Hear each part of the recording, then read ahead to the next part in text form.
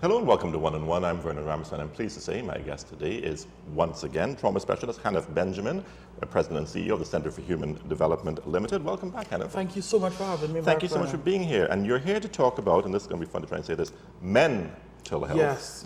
Let's talk. And the reason I'm pronouncing it that way is it's an initiative that you are developing, and it's going to be launching in time for October the 1st, yes. Which is October being Mental Health Month. Correct.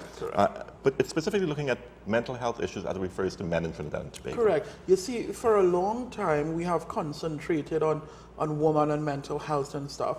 And quite frankly, women tend to seek help more readily than men.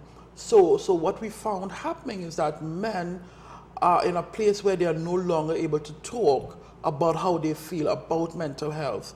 And as a result, we have a society in which we live, which is, men dealing with a lot of stressors and therefore using varying methods of coping. So this initiative, which is mental health, Let's Talk, is really about men talking about mental health, helping them to understand what it is, helping them to remove the stigma around mental health, and letting them know that there is real help out there that they can get. Now, you bring up an interesting point there, in that a lot of men, women tend to be, I'm not sure if there's actual studies, but we assume women tend to be more expressive and talk about the problems to other women, or people in general.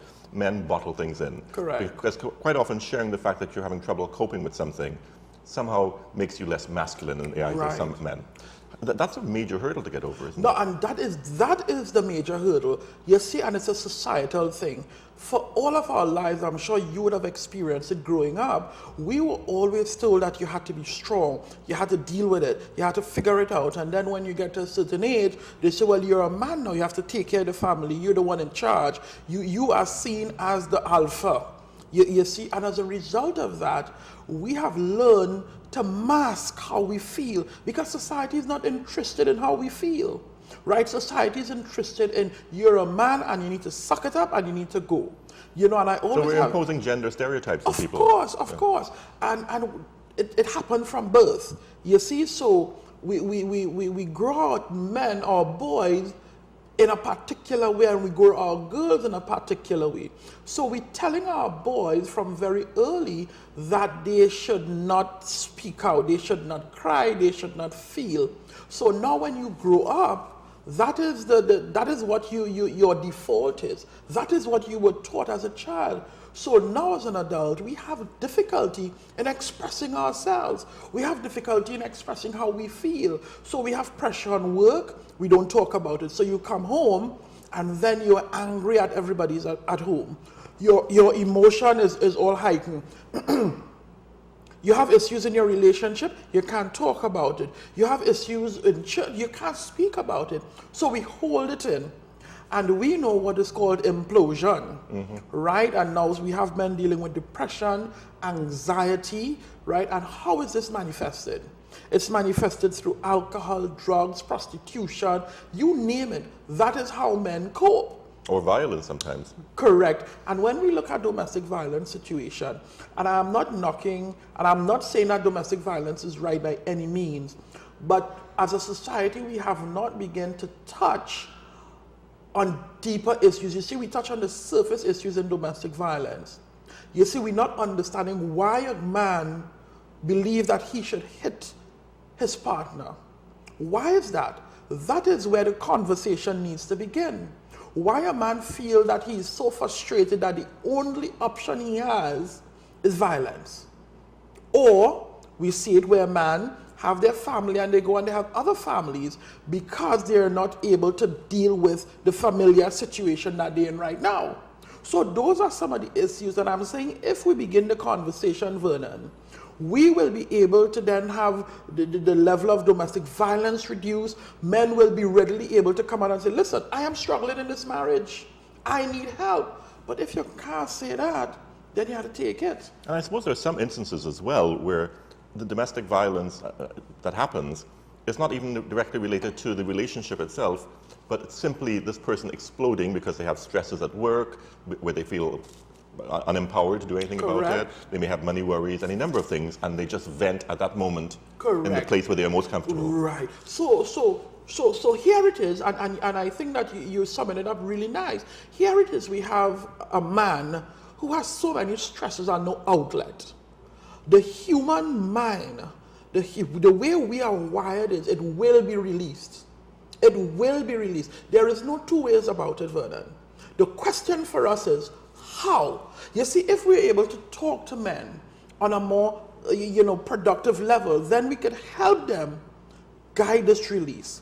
You see, it's okay to be stressed, it's okay to have, anger. The problem here is if there is no channel for it to be released, then it will come out. And unfortunately, because of our lack of coping mechanism, the way it come out is violence, or the bottle, or the drugs, or you go out for extramarital affairs. That is how we see it happening.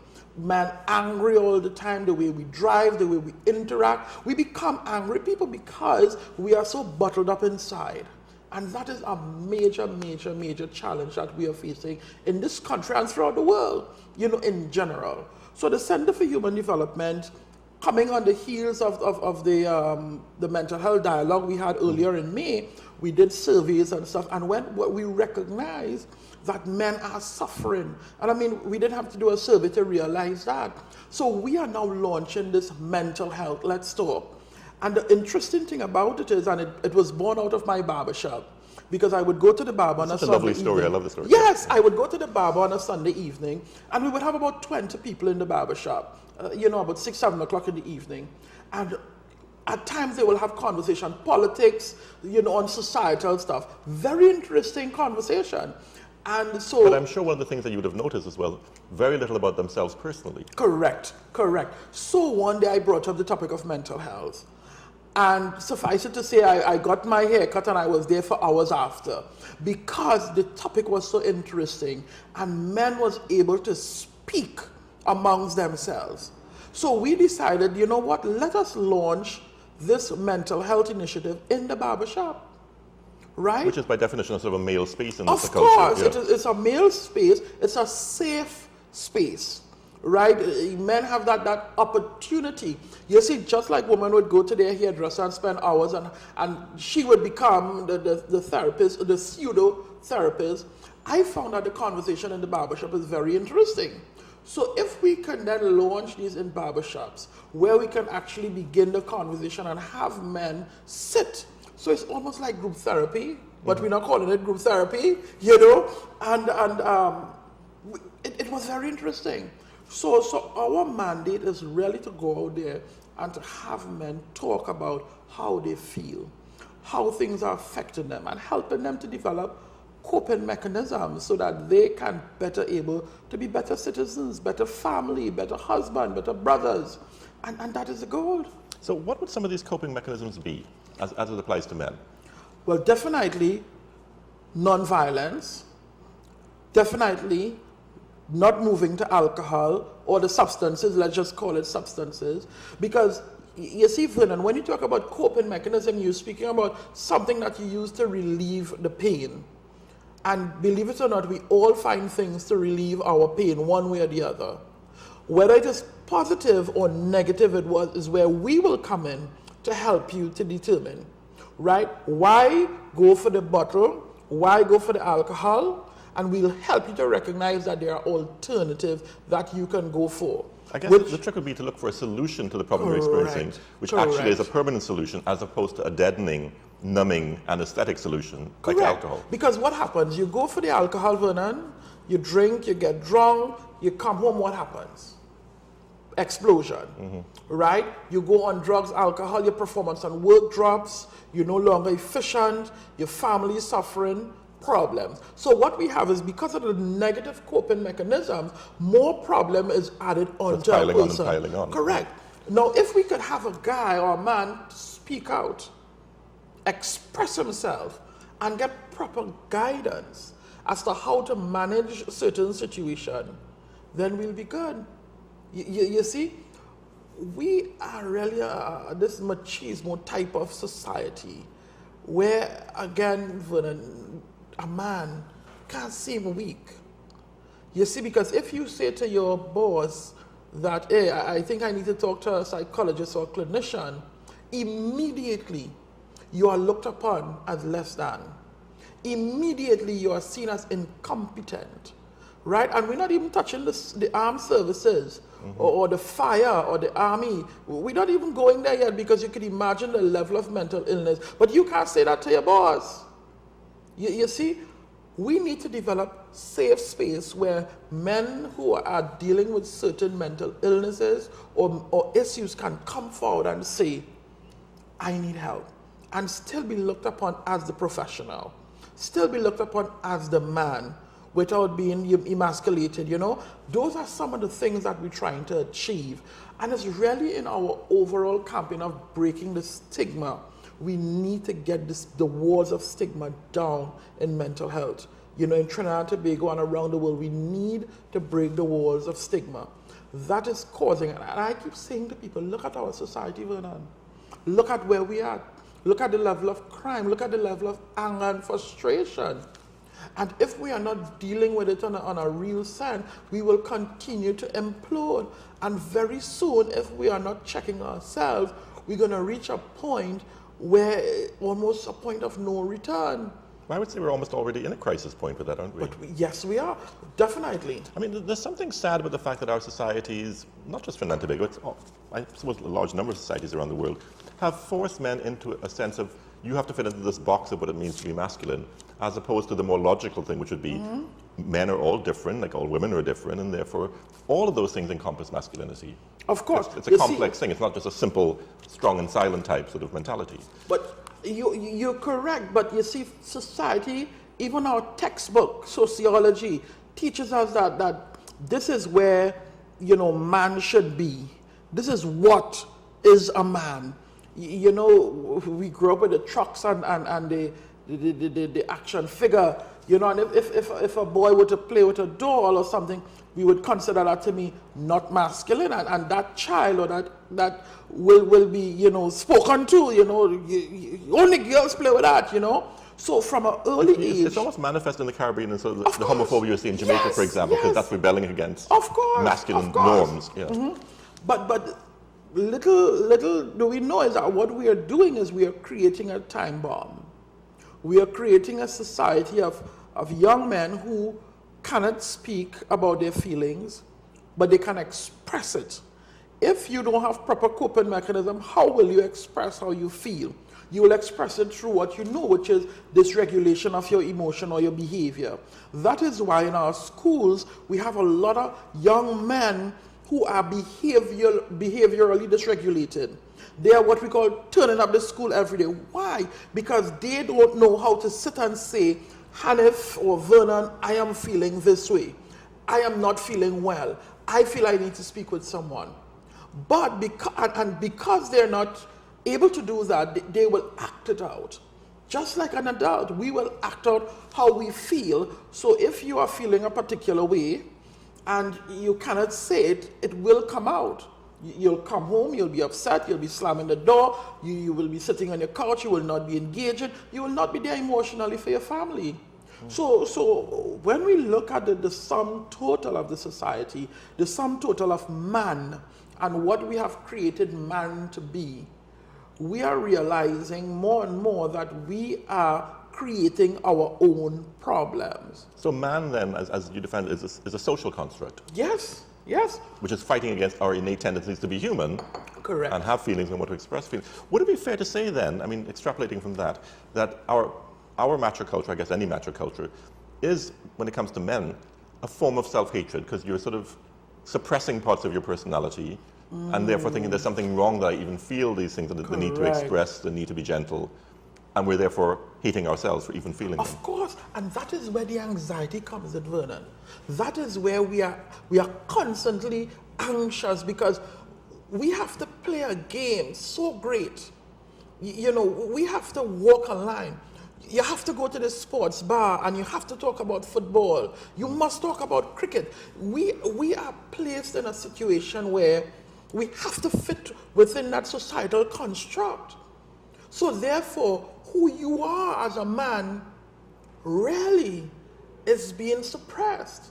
Because if you were to really express how you feel, I don't like trucks, I don't like cars, I don't like football. But you can't go to a sports club or Friday evening lime after work and say that. You know what I mean? Well, it's interesting because we're friends on Facebook, you and I. Yes. And the social networking actually adds a whole different layer to it, doesn't it? Yes. Because I have no shame in putting that on my status. Can you stop posting these football posts? I'm not interested. I mean, people will say things online that they wouldn't say in person. So at least that's an outlet. No, and that is where, when you really look at social media, that is where people start to really live. You understand? Because now they can say things, they can do things that they will not ordinarily do in front of you and I. I hate my job, I hate my boss, all those things. Right, correct. You know, things that we wouldn't consider to be masculine. Because there's that disconnect, there's nobody in front of you.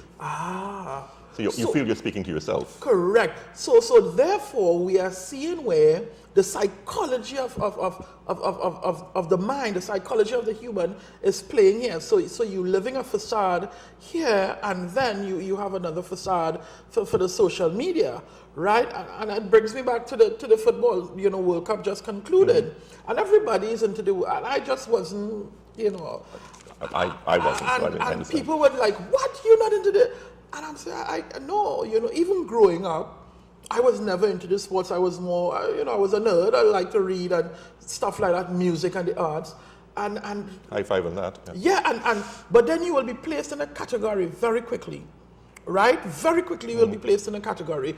You will no longer be chosen for the P and for the that, you know, and you will be ostracized. You see, so from very early, we are placed into categories that is saying to us that we need to behave a particular way. But then you grow up now and you don't know how to manage the stress, and now society mad because now you're domestic violence, or you drugs and alcohol, or prostitution, you know. And when I say prostitution, I mean going to the famous houses of ill repute. Yeah. Yes, you know. So and to make it worse, when it comes to substance abuse, our society almost glorifies it sometimes. Whether it's in music or whether on Facebook, you see all kind of jokes. I mean, I make my jokes about it, but it is a serious problem because we're glorifying the escape route. But you see, and that is where it becomes dangerous, Vernon. It becomes dangerous when we begin to normalize negative coping mechanisms. That is where the crisis happens. You see, when we begin to think that getting drunk Monday to Sunday is normal, then we have moved from a place of understanding to a place of being numb. We have accepted that we are, you know, sick, whatever the case is, and we have accepted that alcohol will be the new coping mechanism. We have accepted that domestic violence will be the new norm. We have accepted that, you know, going to a brothel is the new norm. That is the danger of our society. And that is because men, boys, don't get the opportunity to express oneself. We forbid expression. You know, and it reminds me of a case I had, boy and girl.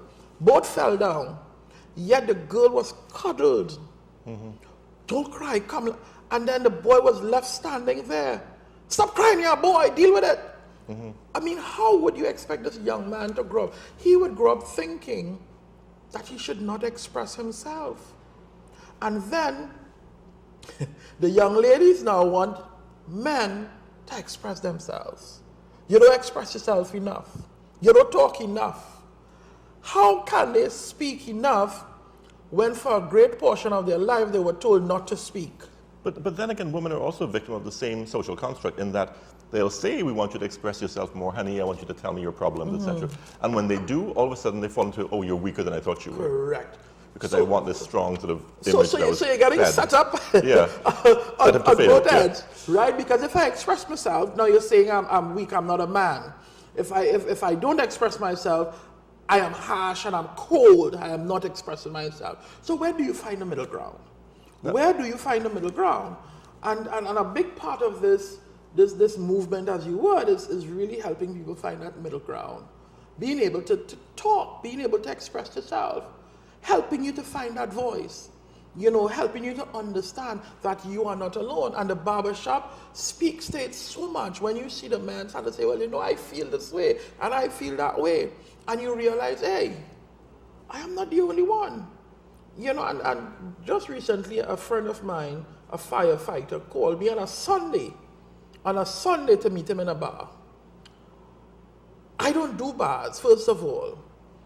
And I don't do bars on a Sunday. So I said, I feel very strange being in a bar, you know, and when I came, he introduced me to about 6 of his firefighters' friends, all male, and we began to talk. What hit me and you know, I'm a trauma specialist. Mm-hmm. He said to me, boy, this is how we coping, you know. You gotta buy our wrongs because this is how we coping. That is what he's saying to me on a Sunday, 2 o'clock in the afternoon. What he said to me was even more profound. He said, you know, I don't drive up the highway. I said, why? He said, I drive on the main road to Port of Spain. He said, because when I drive on the highway, I see the bodies in every spot that I pulled out in my career so far. He's able to see the dead bodies from the accidents on that highway. Wow. That hit me, and I realized he called me because he wanted more, knowing what I do, he wanted to talk. Of course, you don't want to come and sit down in the office because you know the stigma. Right. So he called me, hey Ben, she come and meet me in the bar. So you're in his normal place, right. So I went in his, walking into your office. Right. So Vernon, and he said, no, we have nobody to talk to. He said, we have nobody to talk to. He said, I just dream this. He said, I avoid the highway because I see the spots of the bodies.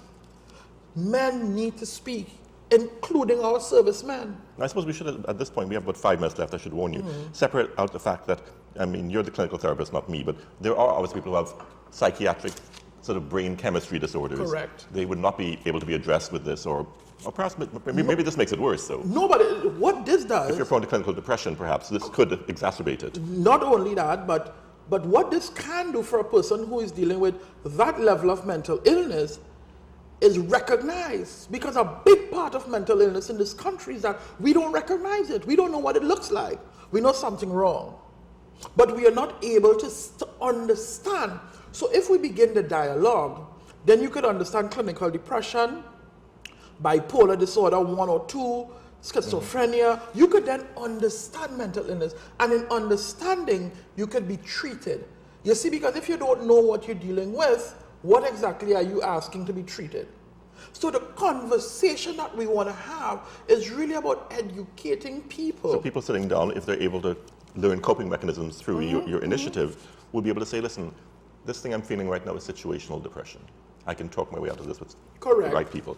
Or, no, I know this is definitely a clinical form of depression. So you need now a next form of intervention. So then we will be able to make referrals to my psychiatrist. Maybe medication to help with the balance of the chemicals might be best. But then again, Vernon, how would you know if we didn't have that conversation? In the first place.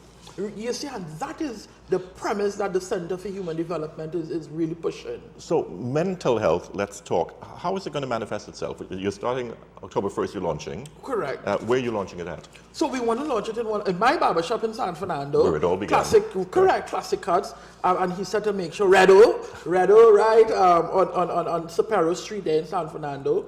I have some other friends in barbershops, and we want to get the barber and cape with the logo and stuff. Let's talk. And you know, I'm also hooking up with Garth Christopher from Power 102. Mm-hmm. He has some initiatives, some good initiative up in Laventille, and we're going to be talking, you know, with some of the guys there as well to launch it. And we're going to roll it out, and hopefully we're going to make this something sustainable. So you'll have to be present at every one, I imagine, right? You'll have to go to all these. I have clinicians working with me, but then, you know, this is really about bringing the men together and spreading my knowledge so that they in turn can continue the work. So you're lighting the fire, and they'll keep it burning. Because I tell people that is what the Center for Human Development is about. I tell people we're a company, but yet we have a responsibility. And when I came back to Trinidad, Vernon, I said to myself that mental health will be revolutionized. The way we see mental health, the way we understand mental health, the way we seek out mental health will be different through the Center for Human Development. That is what we're about. Developing humans, strengthening families, building communities, and developing minds. That is what we're about. So then, I'm assuming then after Mental Health Month, October, is over, men will then still be left with the notion, through who have participated in this venture, that they can just talk to other men. Correct. Just talk. And so the wife is driving me crazy, and I have feelings. I don't know how to deal with them, etc., etc. Correct. While some of the conversation in the barbershop can be very A little skewed, more colorful, yeah. but you have to deal with that. You have to deal with it. It's just who we are. But the fire would have been lit, and men now know that they can talk. And if they need to talk further than what is there, they can reach out to us, and they can get solid help. That is the important thing for us. Well, Hanif Benjamin, clinical therapist and trauma specialist and CEO and president of the Center for Human Development, I want to thank you very much for being on the program. It was a pleasure Thank to always have thank you. you. It's always a I'll have you on lovely it program. during October so we can do a little follow-up and find out what's going on with the program. Wonderful. Thank you very much so for much being for here. having me. Thank you. You've been watching One on One. Join us again tomorrow for another edition.